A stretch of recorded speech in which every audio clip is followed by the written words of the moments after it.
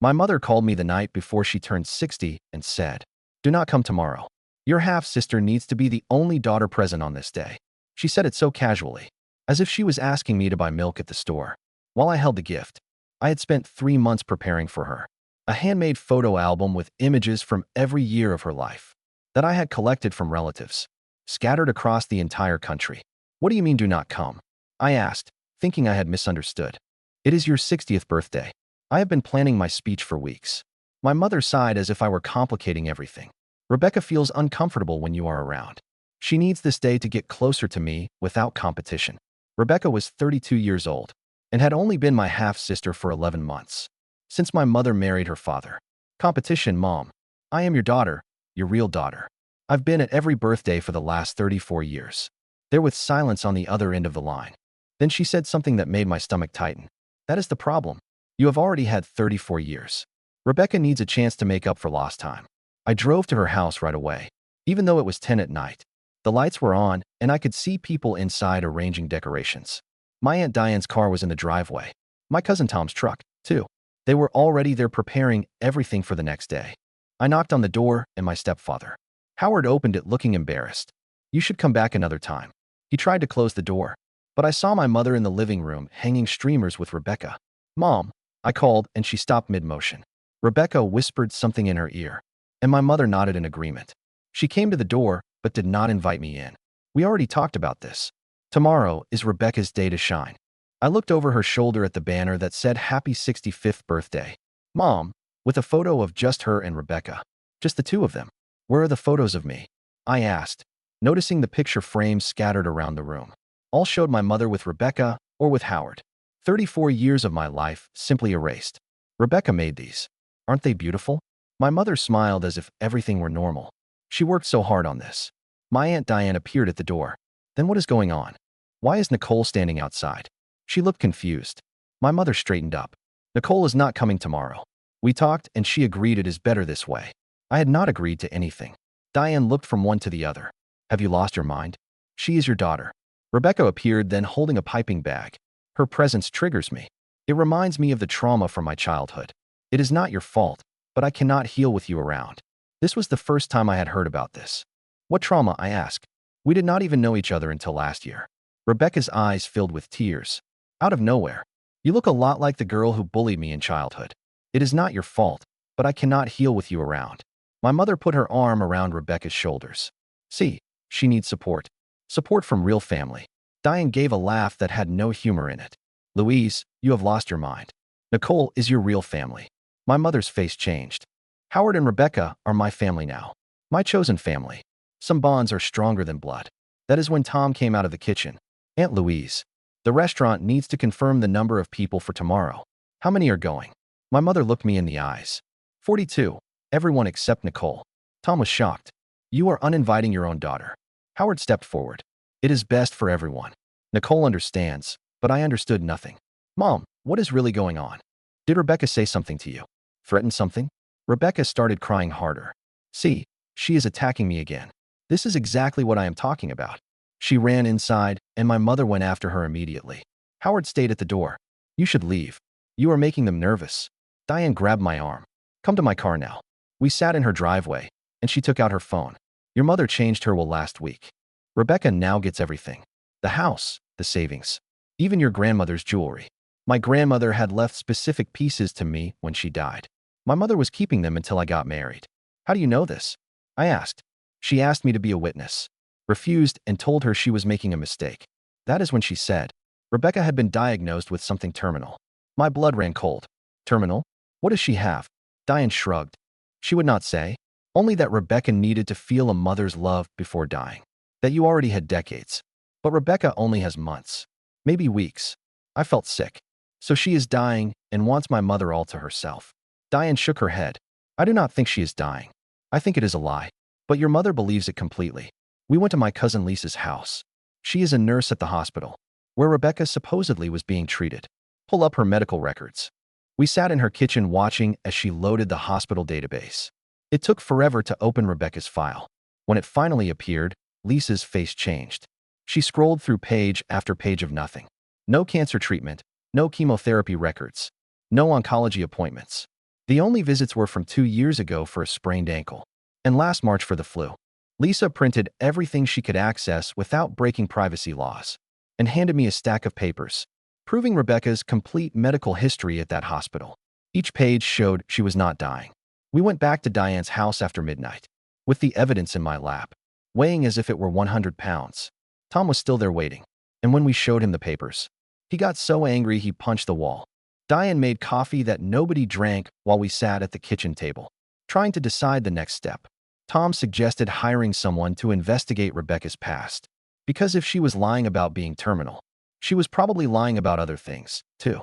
Diane knew a private investigator from her work at the courthouse, named Dylan Paget, who handled fraud cases. He called him right then, almost 1 in the morning, and he answered on the third ring. Diane explained everything, while Tom and I listened to her side of the conversation.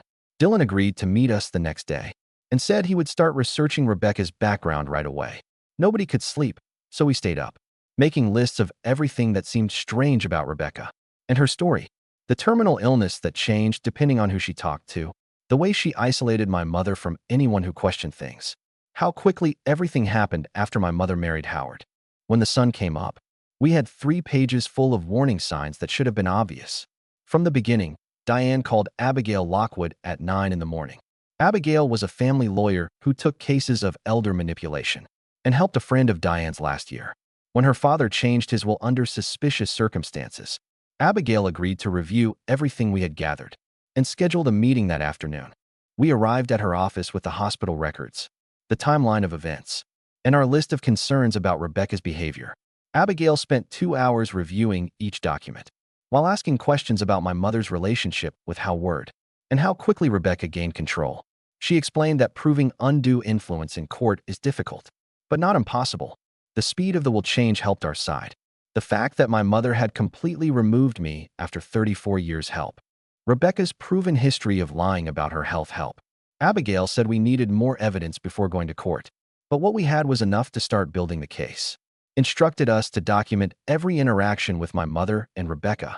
From then on, record calls if possible, save messages, keep a detailed timeline of Rebecca's growing control over my mother's decisions and finances. Abigail warned that cases like this usually get worse before they get better, because manipulators like Rebecca tighten their grip even more when they feel threatened. I tried. I didn't sleep that night. I sat on Diane's couch, staring at the handmade photo album I had spent months agonizing over. The leather cover felt heavy in my hands. Inside were 34 years of my life, intertwining with my mother's. Now, it was just a book of ghosts. At 2 p.m. the next day, the exact time my mother's party was beginning at the restaurant, my phone buzzed. It was Tom. "I'm inside," the text read. "It's a circus. I'll keep you posted." Diane had refused to attend, stating she couldn't look at Louise without screaming, but Tom volunteered to go as our eyes and ears. He had an earpiece in, connected to a call with Dylan, the private investigator, who was sitting in an unmarked sedan across the street from the restaurant. I was in the passenger seat next to Dylan, staring at the venue's brick facade. "Watch the stepfather," Dylan said into his phone, his voice a low gravel. "These guys usually operate in a panic when they think the clock is ticking. Howard is pouring wine." Tom's voice crackled quietly through the car's Bluetooth. "Wait, Rebecca just took a glass. She's drinking. I thought she was on terminal meds." "People dying of terminal illnesses don't usually knock back a Pinot Grigio," Dylan muttered, typing rapidly on his laptop. "Tell me who she's talking to." "Some of Howard's relatives. She's putting on a show, crying a little, wiping her eyes. Now she's heading to the bathroom." "I'm going in," I said, grabbing the door handle. "Nicole, don't," Dylan warned, but I was already out of the car. I didn't care about Abigail's warnings to play it cool. I needed to see this for myself. I pulled my hood up and slipped through the side entrance of the restaurant, moving past the kitchen to the hallway where the restrooms were located. I ducked into an alcove near the women's room.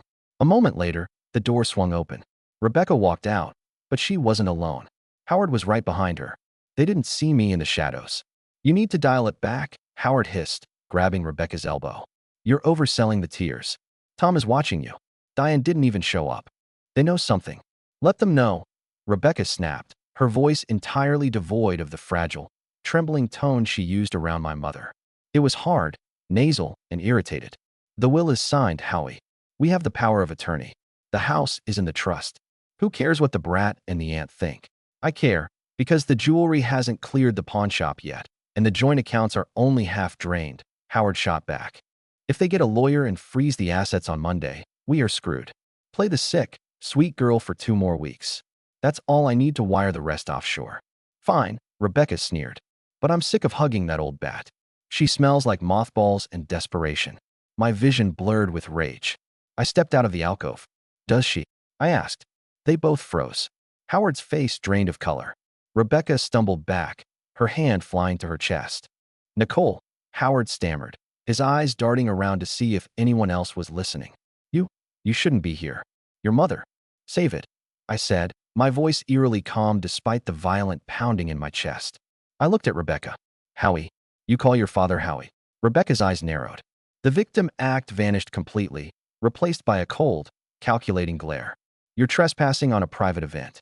Leave before I call the cops and tell them you assaulted me. Call them, I challenged.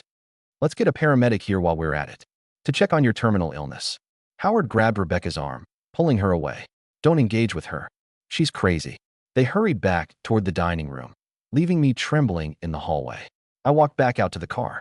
Dylan took one look at my face and handed me a bottle of water. I take it you heard something interesting? They aren't father and daughter, I said, my voice shaking. I don't know what they are, but she called him Howie. And they mentioned pawning my grandmother's jewelry. Dylan's fingers flew across his keyboard. Give me 24 hours. Dylan didn't need 24 hours. He called us back to Abigail's office the next morning at 10 a.m. Diane, Tom, and I sat around the mahogany conference table. Dylan dropped a thick manila folder in the center. Meet Howard Vance and Rebecca Vance, Dylan said, opening the folder to reveal 2 mugshots. The photos were about 10 years old.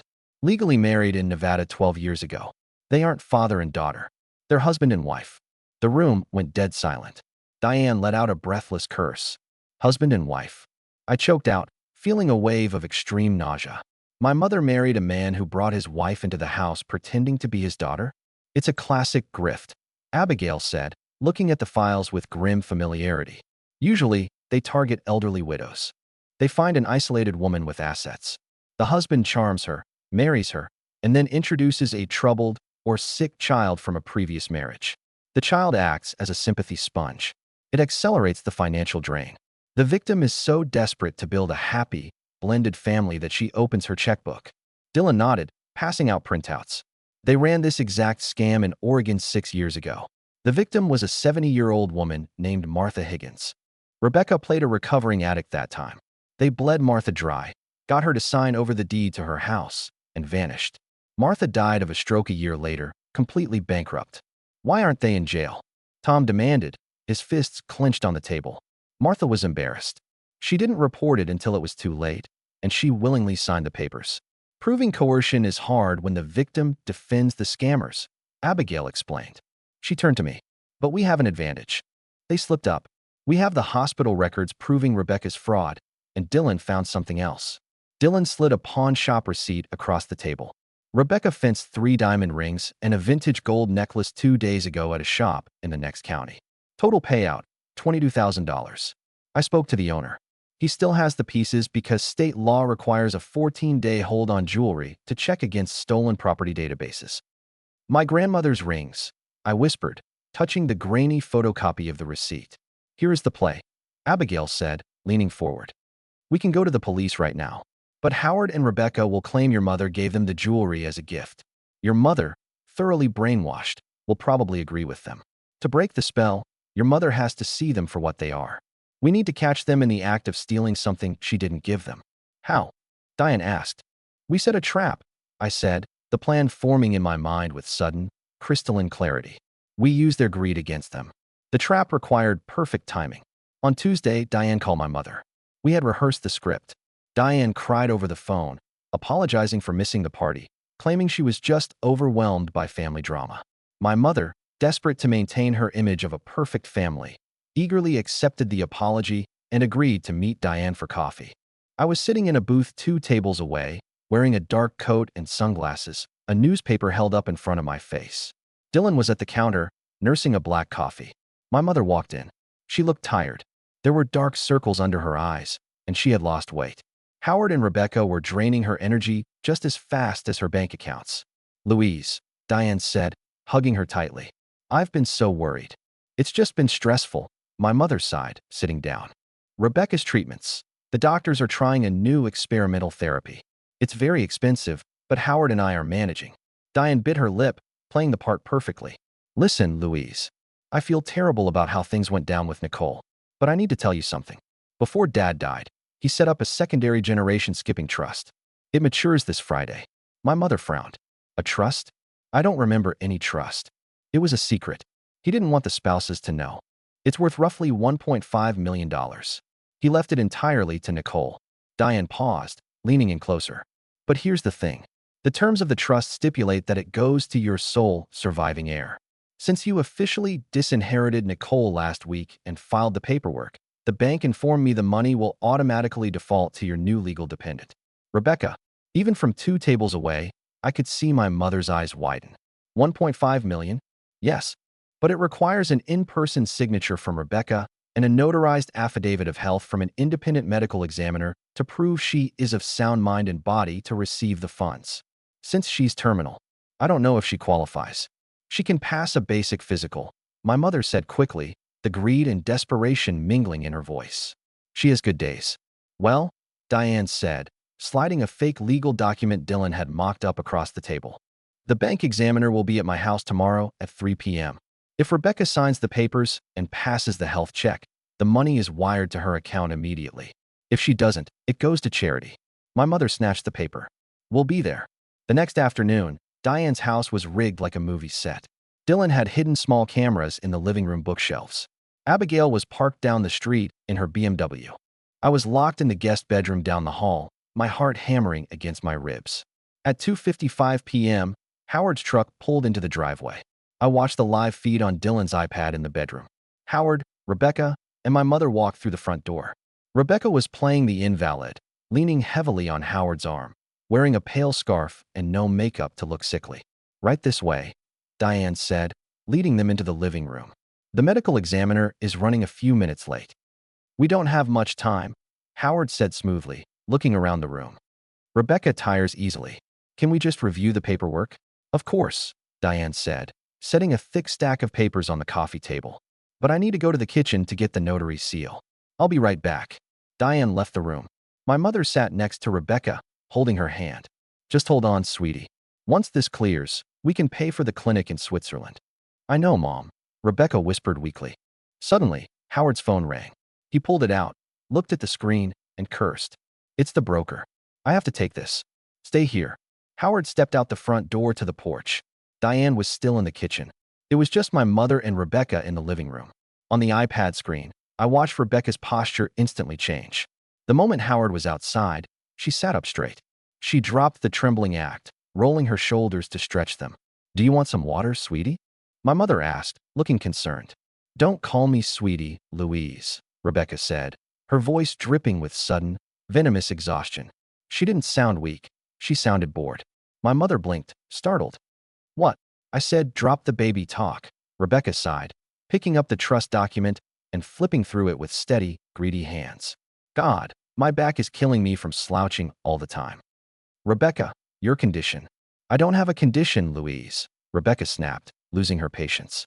She was so close to the imaginary $1.5 million she could taste it, and the mask was slipping. I'm fine. I just need to sign this paper, and we can be done with this miserable town. My mother froze. What do you mean? You don't have a condition. Rebecca looked up, realizing a second too late what she had said. But instead of backtracking, she laughed. It was a cruel, sharp sound. Oh, come on, Louise. You didn't actually think I wanted to hang out with a needy, lonely old woman, did you? You alienated your own daughter because I cried a few crocodile tears. You really are pathetic. The color completely drained from my mother's face. She looked like she had been struck by lightning. Howard, she gasped, turning toward the door. Howard, Rebecca grabbed my mother's wrist, her grip iron tight. Keep your mouth shut.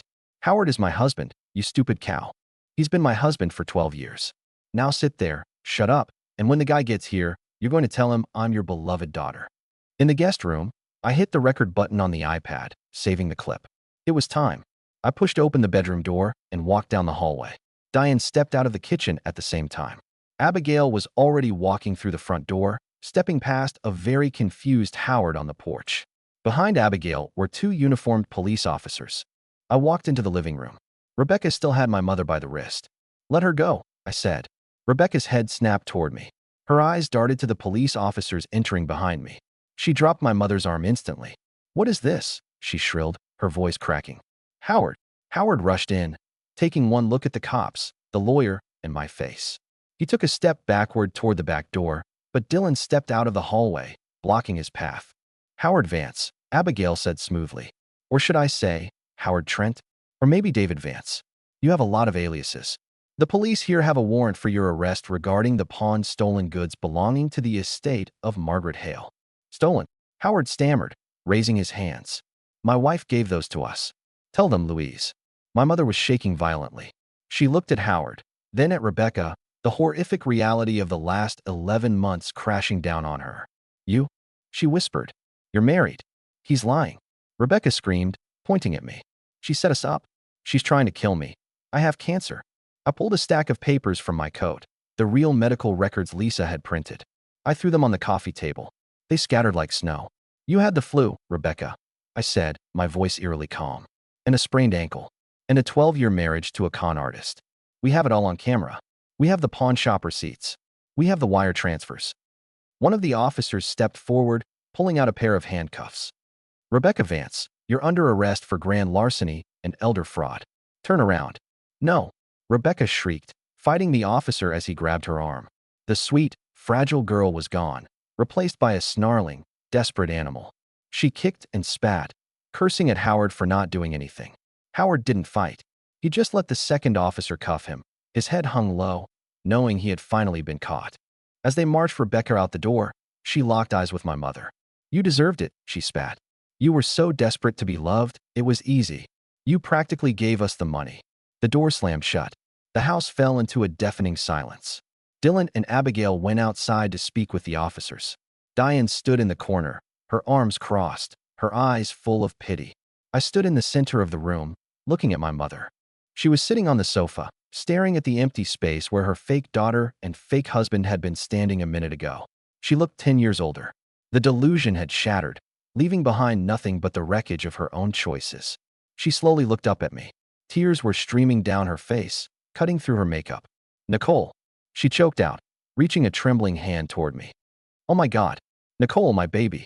I'm so sorry. I didn't know. I didn't know." She expected me to rush to her. She expected me to fall to my knees, hug her, and tell her it was okay, that we would rebuild, that we were family. I didn't move. "You didn't know they were con artists, Mom," I said, my voice hollow, devoid of the anger that had fueled me for days. Now, there was just an immense, heavy sadness. "But you knew what you were doing to me."